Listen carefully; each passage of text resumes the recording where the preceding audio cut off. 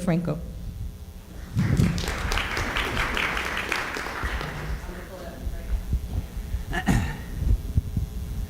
I really am a Mr. José Franco.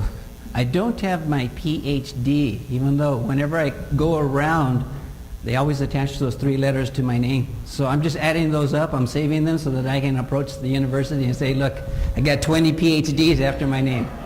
Can you give it to me now? And while we pull up the PowerPoint, the other thing I was going to say is that I always enjoy coming back to Texas. I've done a lot of work in Texas over the years. I've been all the way down to Donna, Corpus, San Antonio, Houston, Dallas, McLaughlin. So I've been all over. So one of these days, Texas will give me an honorary citizenship in the state.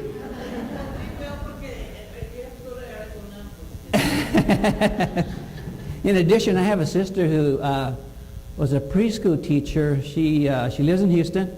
She was a preschool teacher for 42 years, I think. She finally retired because they gave her one of those, you should retire now or otherwise you're going to lose your benefits here. So I want to talk about from Salt Creek to Berkeley.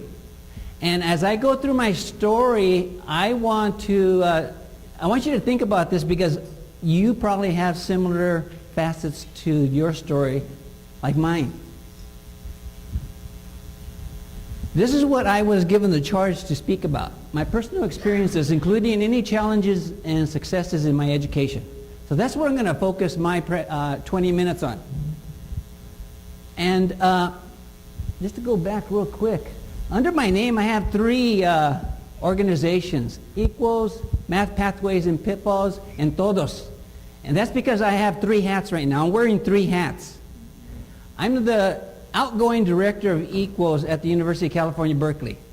I've been at the university 20 years almost, and I'm transitioning out of there.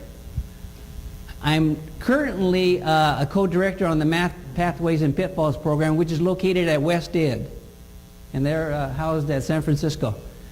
And I'm the new president of Todos, and I'll tell you a little bit more about that. So that's why I wear 3 hats, and I live in 2 fields. I work in the formal education as well as the informal education. So any of the programs that I've been involved with, they have 2 critical components: mathematics and equity. And Equals, I don't know if any of you have heard of Equals. We got started back in 1977. It was one of the first gender equity programs started in the country. And it was started because there were so few girls taking advanced math and science courses. In 1977, there were 23% of girls who were taking advanced math and science courses.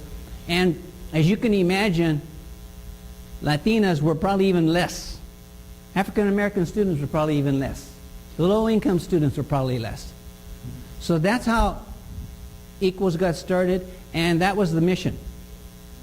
Along the way, we also started a program called Family Math, or in Español, Matemática para la Familia. And we started that because we wanted to validate the fact that parents are teachers too. And as a matter of fact, for those of you who are parents, you're the first teacher of the kids. So we started that program.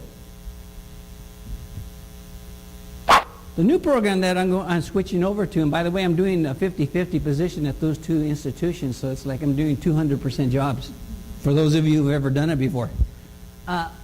It's also about mathematics, it's also about equity, and we're looking at mathematics with this curriculum that we have developed, and we're trying to give them the mathematics, the rigorous mathematics for grades K through 8, but we're also looking at their academic language development.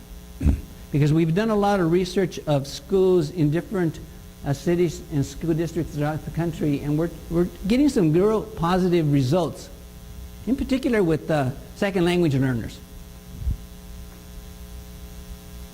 And Todos, has anybody heard of Todos?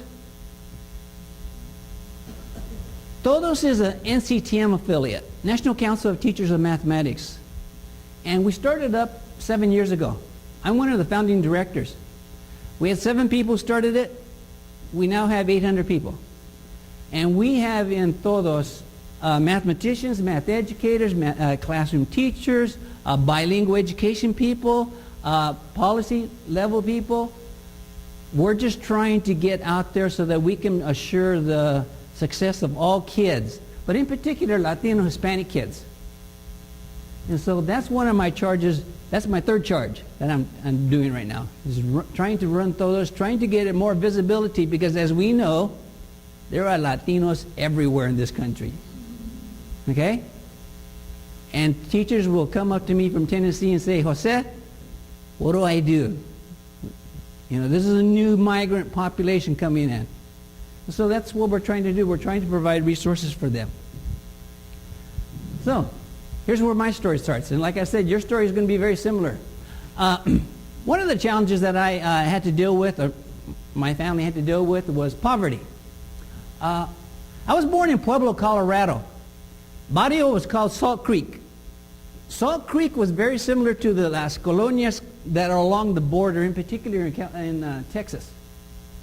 So, you know, the colonias here along the border in Texas, a lot of them don't have services, they don't have running water, electrical service, sewer systems. That was Salt Creek when I was born.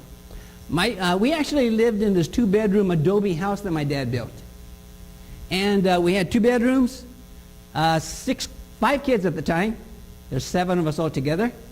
And in Salt Creek, you were pretty much of Mexican descent. And you were low income. And probably most of the men who worked were working at the steel mill. In Pueblo, we actually had the biggest steel mill west of the Mississippi for the longest time. These statistics are more recent. The population has changed a little bit, and without giving you a math test, this adds up to more than 100%. And I looked at that and I go, why is this more than 100%? It's more than 100% because they classified the Hispanic citizens in more than one category in some situations. So that's why it's more than 100%. But it's still fairly large concentration of citizens from Mexican descent. Still very pretty poor. But at least now they have electricity. We didn't. They have running water. We didn't. We used to get our running water from this fresh spring well. And it sort of became like the social network place where everybody went to. Because in order to have water for drinking or bathing or cooking, everybody would take their buckets, they go up to the little well, they get their water, then they come down. And in our house, we used to heat up the house with the coal stove. Didn't have any sewer system, so my dad built an outhouse. No paved streets, no sidewalks. At least now we have some services like that in Salt Creek, but it's still a fairly low-income community. A second challenge that I had to deal with, and I'd say my 2 older sisters also had a similar challenge, is that English language learners.